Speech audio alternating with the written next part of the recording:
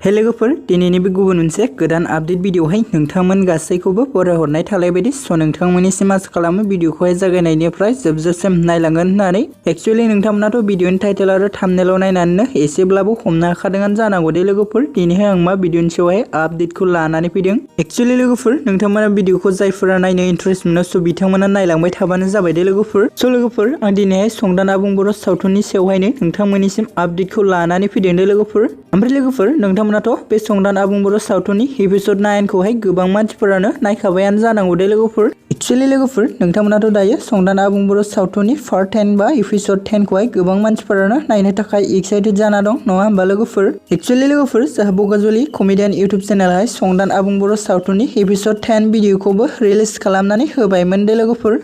जानो हागौ लोगोफोर नोंथांमोनाथ' माखासे मानसिफोरा एपिसोड 10 भिडिअखौहाय नुखादोंआनो जानांगौ दे लोगोफोर। ओमफ्राय लोगोफोर बगाजुलि कमेडियान इउटिउब चेनेलाहाय संदान आबुं बर' सावथुननि एपिसोड 10 भिडिअखौ डिलीट खालामफिनबाय दे लोगोफोर। स' लोगोफोर जानो हागौ बिथांमोननि भिडिअनि गेजेरावहाय माबा मोनसे टेक्निकेल इसुफोरा नुजादों दे लोगोफोर।